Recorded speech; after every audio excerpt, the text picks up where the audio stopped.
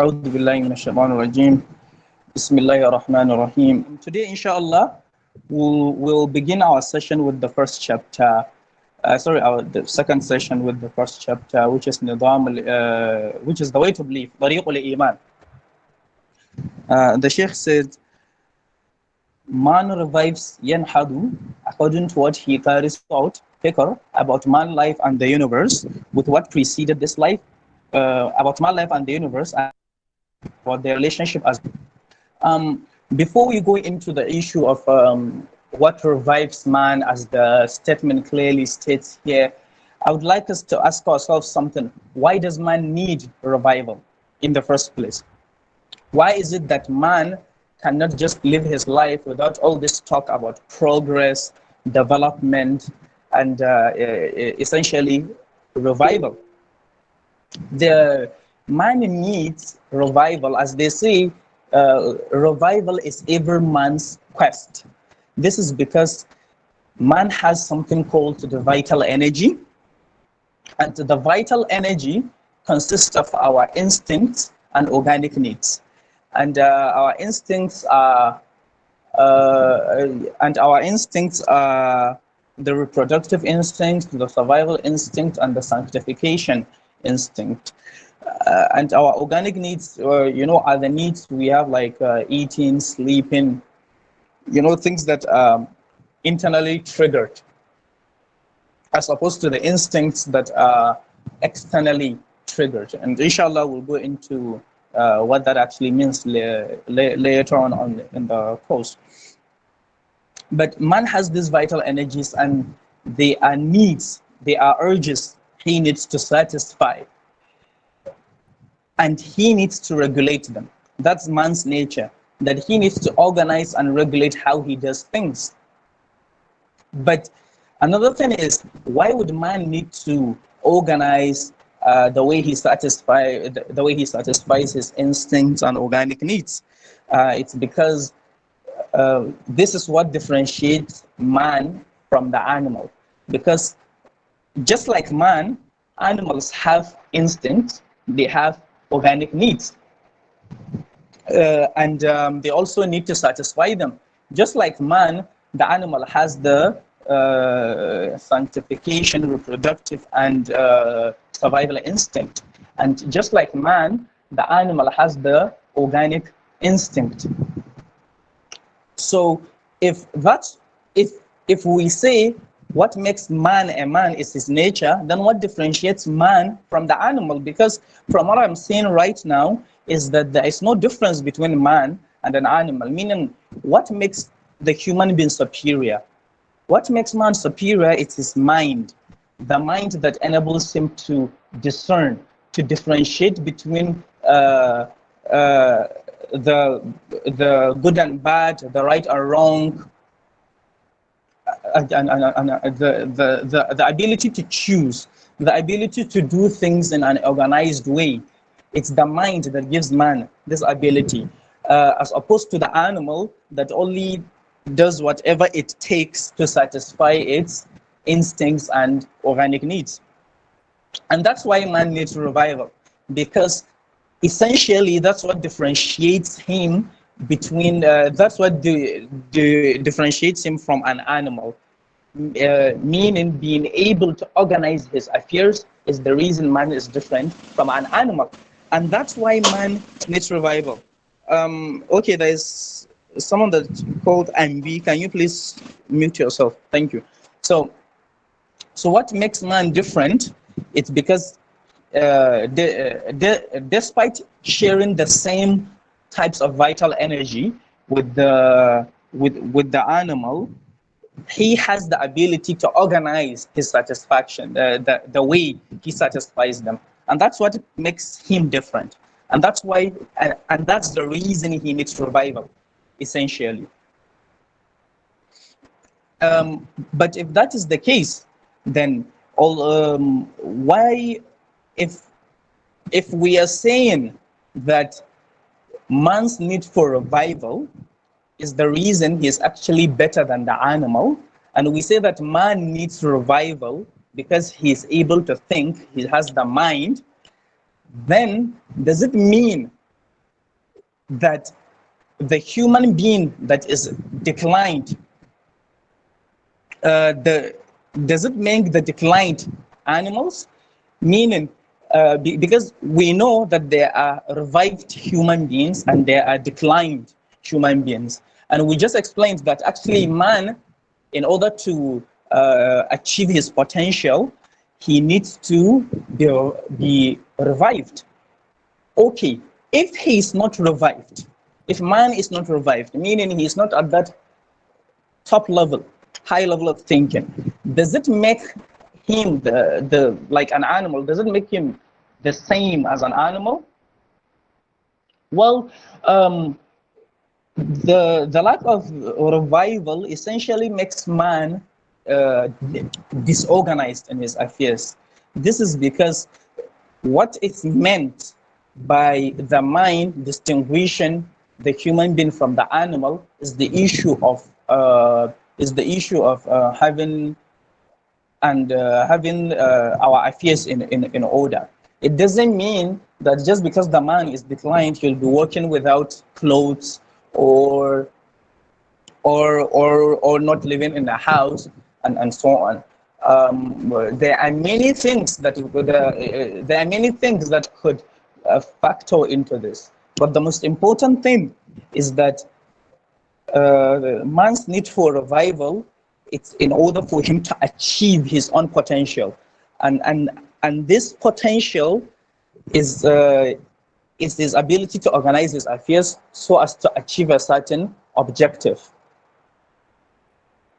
Okay, so now that we have answered this, like since we've been talking about revival since the beginning. Okay, revival, progress, development, and now we know why we actually need to attend revival. Because if someone comes telling you have to do this, or you have to do that, or you have to stop doing this, or you have to stop doing that, then you need a reason to do a certain thing or not to do, or a reason not to do something. And it's the same with the issue of revival. Because if we keep talking about revival, then why do I need to revive? Why just can't I have like a peaceful life where I don't need to pursue all these high level objectives without worrying myself with this thing about deep and high level thinking and so on and so forth. So I believe this is clear now, and we understand that what differentiates man from the animal, it's his ability to think. This is because this ability to think makes man organized. Okay, it makes man organized because his refusal to use his mind, because man has the mental faculty. Okay, it's true, and the animal does not have the mental faculty. That's also true, but the mind is just an instrument. It's a tool. It does not forces it. The mind is not able, does not have the attribute, it does not have the capability to force human being into using it. So the mind does not like kind of automatically kick in when you need it to, when you need to use it. Okay, it's we choose to use it, and we choose not to use it. Okay, unlike the animal that has no choice but to behave according to its instincts and organic needs. In the case of the human being, he either chooses to use his mind or he chooses to behave like an animal. Okay, so that's essentially the main thing, and that's why we say actually, in order for man to scale above that level of animality, that's his basic nature. To use a political science term, is it's to achieve, is to attain revival. Because without revival, then you have a human being that behaves exactly like an animal or similar to an animal, and it doesn't always look good. Okay, now what are the things that we see that what are the manifestations of revival in this case? Because if we say it's for man to be organized, then there are lots of arguments. There are lots of things that could be said that could indicate revival.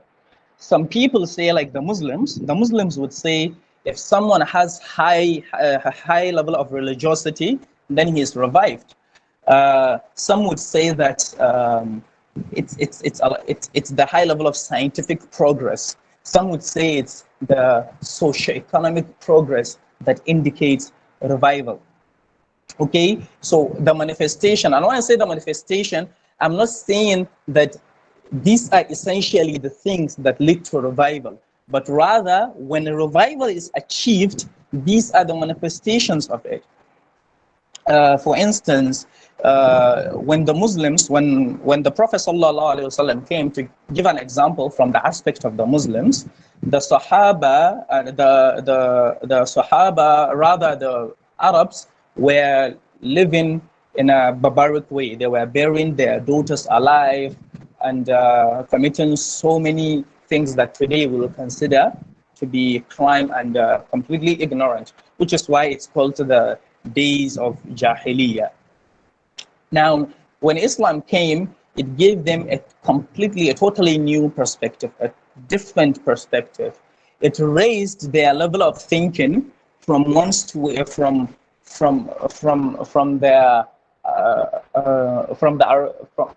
focusing on making money and dominating the Arabian Peninsula to focusing on a higher objective and dominating the whole world.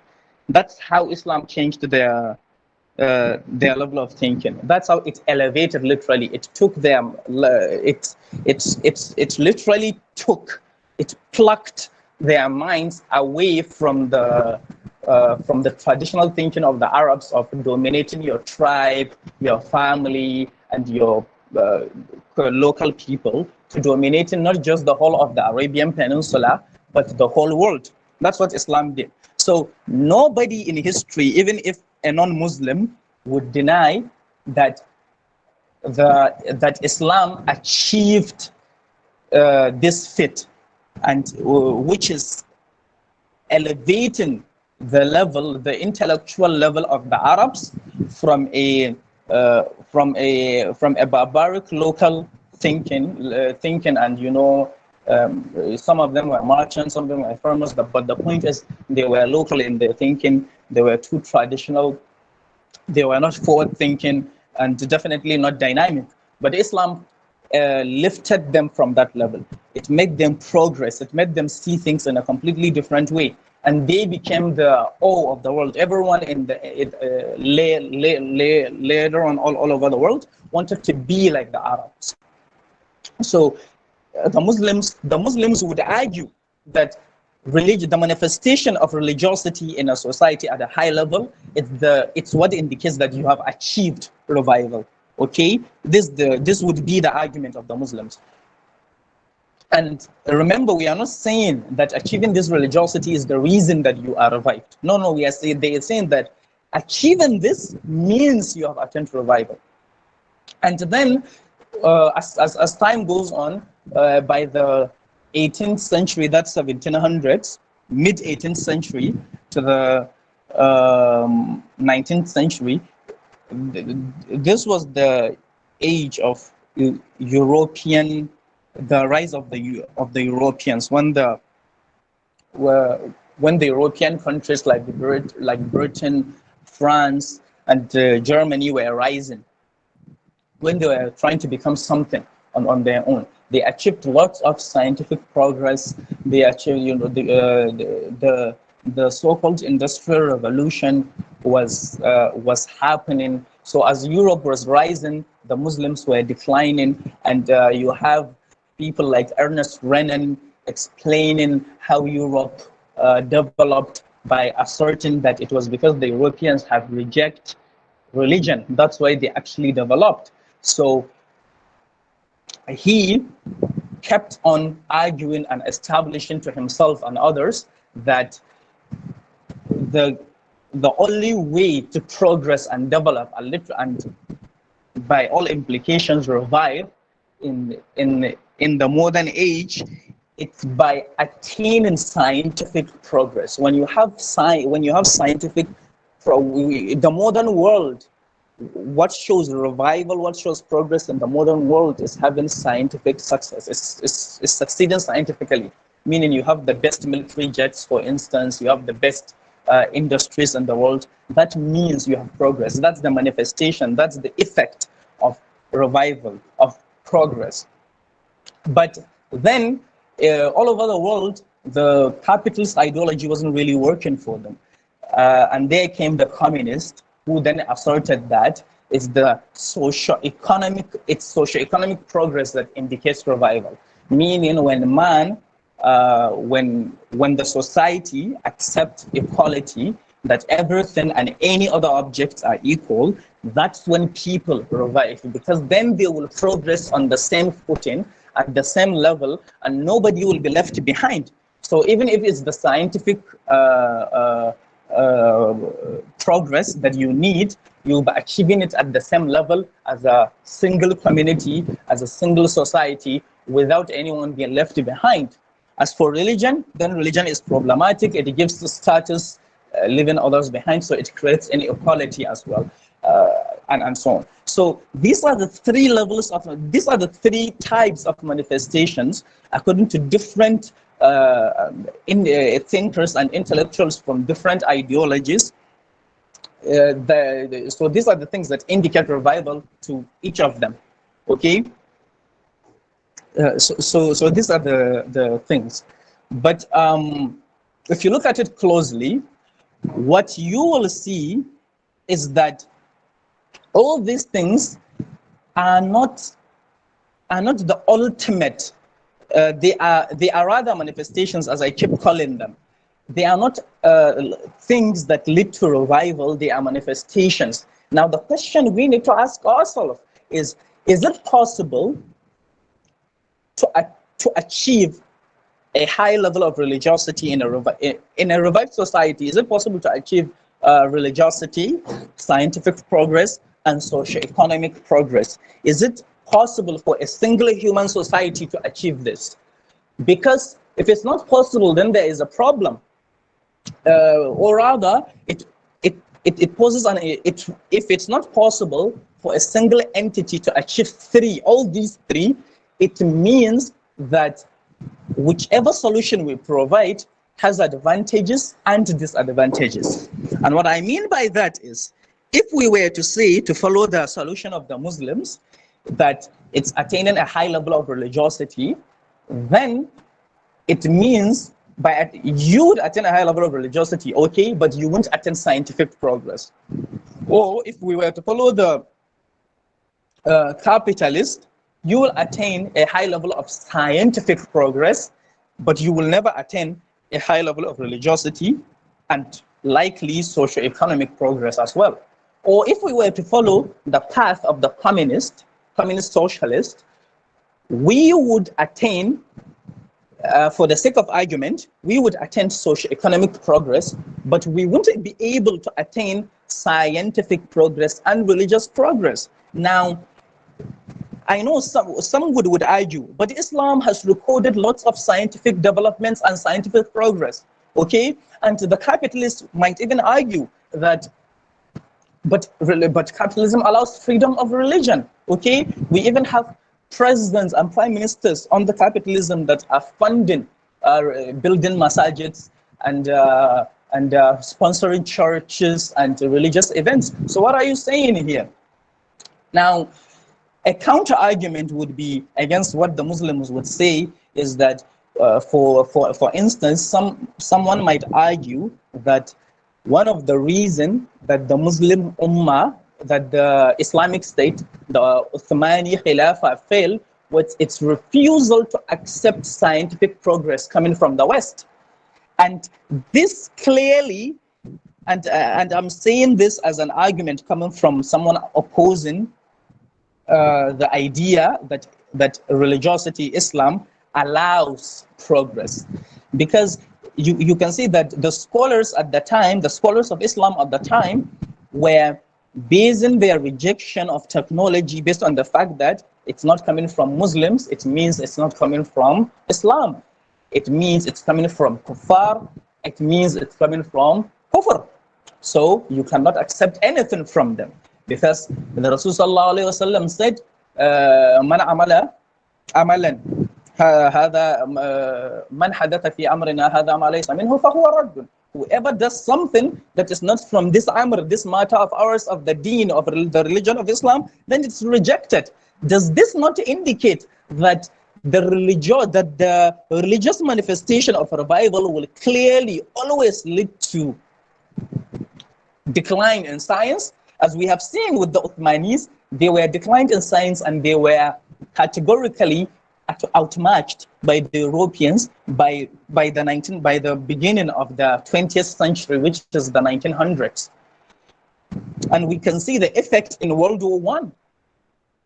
Does that not mean that the religious manifestation of revival rejects science? And if we are to look at the way the so-called scientific-driven world of capitalism is treating religion today, we can also conclude that it's not possible. If you attain scientific progress, it's not possible to attain religious progress.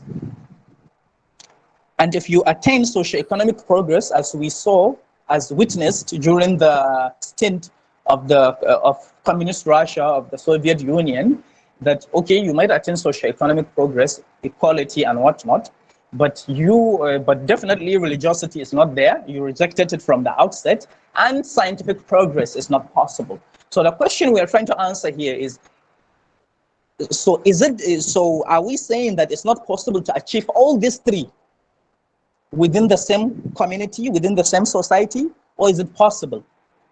Okay, the Sheikh in this book is arguing that it's actually possible, because his argument is that all these three things, the manifestation of religiosity, the manifestation of scientific progress, the socio-economic progress, are not the reasons that lead to revival. Okay, all these things, they do not lead to revival. Rather, they are manifestations, as I just said, because I've been using the word manifestation in order to indicate their correct position.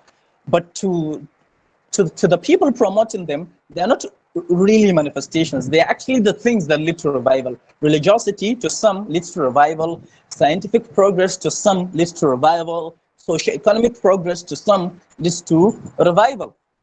Whereas here we are saying, no. Man revives according to what he carries of thought about man life and the universe, and about their relationship as a whole with what preceded this life and what comes after it. You have to remember, this is after we agreed that man actually needs revival. Okay, so now that man needs revival, what does he do in order to attain revival? We say it's when he carries a thought. This thought is an explanation. It's an idea that explains the reality of man, life, and the universe. But why do I have to think? Okay, why do I have to think about man, life, and the universe? Is there any specific or particular reason for choosing these three? Okay, why do I have to think of them? Why not think about religious progress or scientific progress or socioeconomic progress? No, what we're saying is that attaining any form of revival, whichever type of revival is it that you are trying to establish, requires you to understand the reality of man, life, and the universe. And the reason these three are key, it's because man inevitably interacts with them. Okay, man represents the human being and the animals. Okay, and life is the thing that is sensed in living things. Okay, life represents things, the motion. Okay, the motion and lack of motion that we see in living things. So it's due to the presence of life that we know something is a living thing or not, or it's alive or dead. Okay, if you see a chair, you know it's not alive because it has no form of motion. But when you see a cat moving, you will know, okay, it has life in it. Okay, if you see a man walking, you know, okay, he has that's life for you. So he has a life that he's living. That's the whole point. This life that we are living in is due to the motions, the activities of the living things in it. okay? And the universe represents everything, the space that we live in, and everything that it contains, the stars, the moons, the lands, and everything else that the space we live in contains. Man, we inevitably interact with these things, and these are things we cannot reject. These are things we cannot deny. These are things that whose existence we cannot deny. Okay, and that's why one needs an explanation on them. One needs to understand their reality, and by their reality, we need to understand how they came to be. Did they create themselves? Did they evolve? Did they come to existence in a certain way? Like, how did they come to existence? And that's the question of what came before them. That's all. That's what it means to say, okay, what came before this life? But the question, as a matter of fact, isn't just about what came before this life or what comes after this life. Okay? It's about establishing relationships. It's about establishing relationships. And the way we establish these relationships determines our outlook. Now, let me take a step backward and explain this. Okay? We said that man revives according to what he carries of thought about man life and the universe and about their relationship as a whole. Okay? With what preceded this life and what comes after it. Now, the focus of this is about where it says about their relationship, which means there's a question of whether these three things, man, life, and the universe, do they have a relationship with what preceded this life and what comes after it? But the main question I would say is there anything that preceded this life in the first place? Because if you're saying that there is a relationship between man, life, and the universe with what came before this life, it means you are asserting that something preceded this life. So the question is there anything that preceded this life in the first place or not? If there's anything that preceded this life, what's your proof that there's anything that preceded this life? And let's assume you manage to provide proof that there's something that somehow preceded this life. What is it? What is it that preceded this life? What is that thing that preceded this life? Okay? What is that thing that preceded my life and the universe? What's that thing? So these are three questions. First, is there anything that preceded my life and the universe? If you said yes, if you say yes, okay, why? What's your proof? If you say no, why? What's your proof that nothing preceded this life? Okay, you also need to provide proof. If you said yes, then there are more questions to come, which is, after you provide proof, then what is that thing that preceded this life? Now, if you answer these three questions, then we come to the next question, which is, okay, now we have agreed there's something that preceded this life, and this is the entity that came before this life. But do we have a relationship with it? Because because the fact that an entity came before this life doesn't necessarily mean that we have a relationship with it. Doesn't necessarily mean it has anything to do with our lives. Doesn't necessarily mean it has anything to do with you as a human being, with our lives and the universe that we live in. You know, just because someone lived in a house that you are currently living doesn't mean you have any relationship with that person. Yes, there was someone that lived in that house, meaning he is a salaf to you, regarding living in that house. But it doesn't mean that you do have a relationship with that person living in that house. So it's the same thing in this case. Just because, yes, I agree, there is something that preceded this life. There's something that preceded me. There's something that preceded this whole universe. But what's my relationship with that thing? Does that thing have any relationship with me? Does it have a relationship with my life? Does it have a relationship with the universe? Is there any relationship there? So that's the question regarding what preceded this life. And then we proceed to see, okay, we have answered these questions, but now, okay, when I say we have answered these questions, I'm just stating the things we will be answering throughout this chapter, by the way. Okay, so I'm just stating the problem statement here. These are the problems we are facing, and these are the things we need to answer. Now, the next thing that comes is the question of why do we need, is there anything, because it says, and what comes after this life? Meaning, it is asserting that there is something that will come after this life. Okay, there is something that comes after the after man, life, and the universe. Okay, so, but we also need to answer the same three. We need to answer the same three questions. Is there anything that will come after this life? Is death the end? Okay, if we die, is there anything that will happen? No. Okay, why? Why no? Yes. Okay, what's your proof? If you say, okay, yeah, something will come after this life, then what is it that will come after this life? What?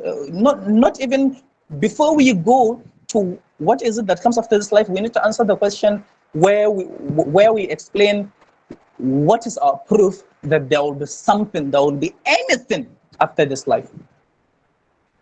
What's our proof? And if there is anything that comes after this life, what is it? Okay, and what is our relationship with it? Because just because there is something that comes after this life doesn't mean we necessarily have any relationship with it.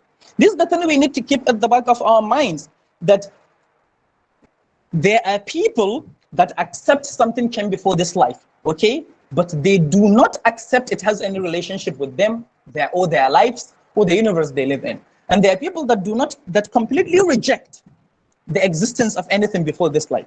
And there are people that accept, yes, something came before this life, and it has a relationship with me, my life, and the universe. Okay, so these are three sets of people that have three different answers. And due to the answers they gave to these questions, their viewpoint about life, the way they see the universe, the way they see life itself, everything differs. This is because these questions, they are the foundation of worldviews, of ideologies, to use the keyword.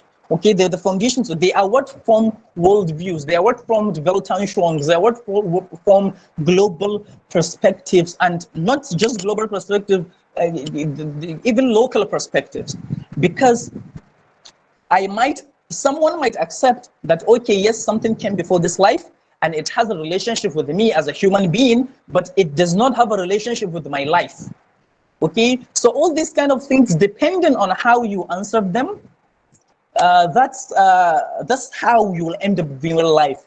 And now, having known this, I believe it becomes clear why we need to have knowledge about my life and the universe, their reality.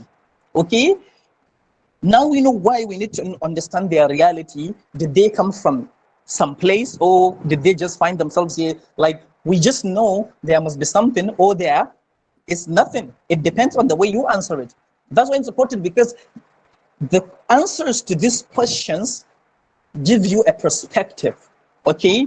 And by the time you finish answering them, you form a thought. This thought, this fikr that we say it's about man life and the universe and about their relationship as a whole, okay? This thought consists all these answers to these questions. Okay, so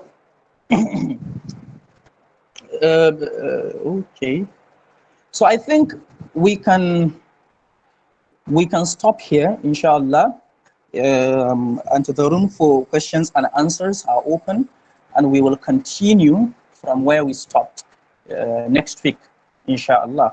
And the materials, I will, inshallah, immediately after this, I will share 2 materials for this session in the Telegram group. So if you have not joined, can you please try to join, inshallah. I know it's a lot of hassle downloading an app and joining it. Thank you very much. But the Telegram channel has a lot of advantages, which is whether you were in the group before or not, if a material is sent there, you'll be able to acquire it even when you join after it was sent. That's the advantage it has over WhatsApp, and other platforms. Okay. Thank you very much for joining.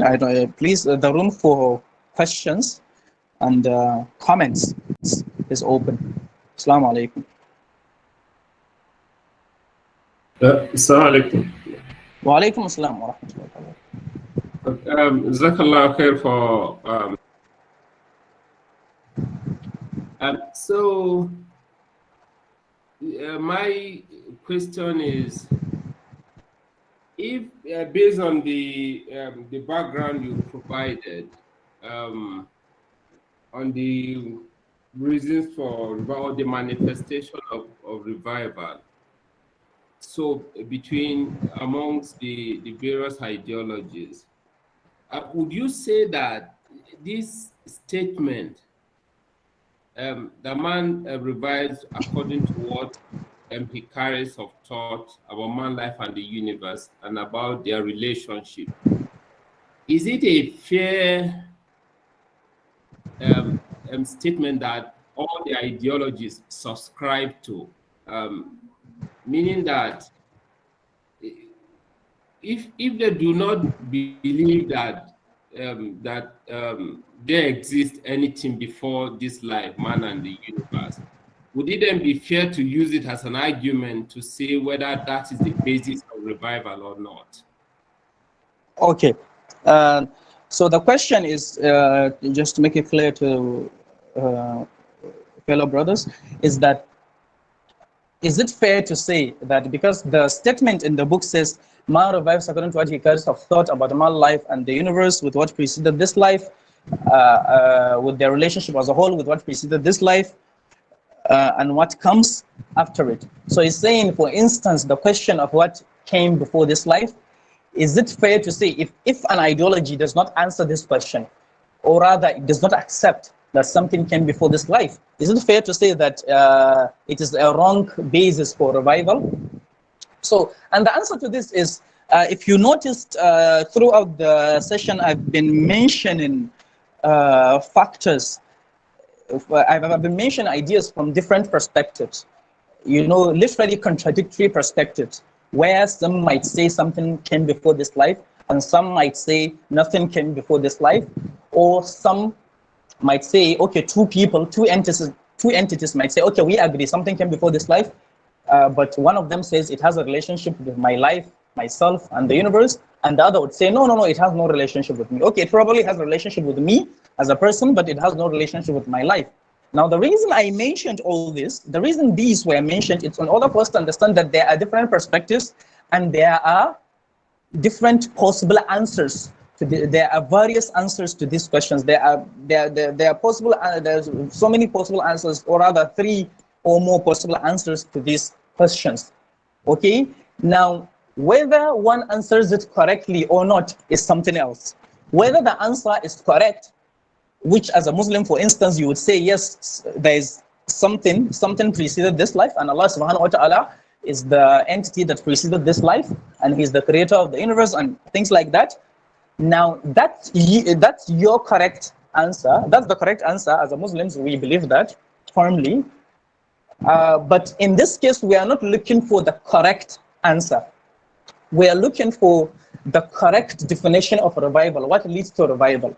I did mention the issue of the manifestations of revival, and these are like arguments given by different parties that if a nation is revived, there will either be a religious manifestation, the people will be religious, or there will be scientific progress, or there will be socio-economic progress.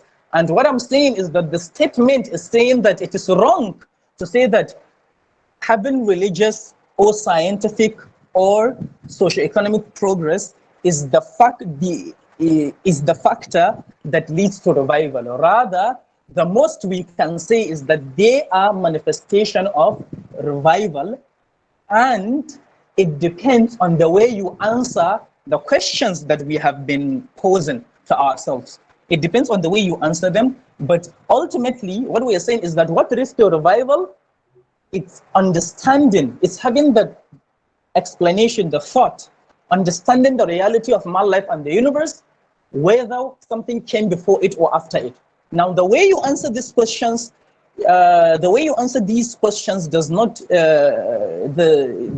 does not determine whether it's correct. The way you answer these questions, it's something else. And what I mean by that is the correctness of your answer or its incorrectness is determined by something else, which we will see in subsequent sessions, inshallah. But answering these questions, all they do is they give you a worldview, they give you a global view, they give you a perspective. Now, I keep saying worldview, you might answer it in a way that does not even give you a worldview. You might answer it in a way that gives you a very limited view of life. Okay, so no,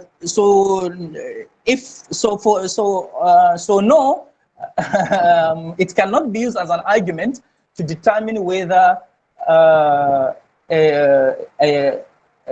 an ideology leads to revival or not. Okay, it cannot be used because we are just saying that answering these questions in a coherent way, in a consistent way, in a coherent way, leads to revival. Now, the correctness or incorrectness of that revival is something else. I don't know if you understand this. If this answers your question. I'm sure. Since part of the discussions will come in later, inshallah. Yeah, inshallah. Inshallah.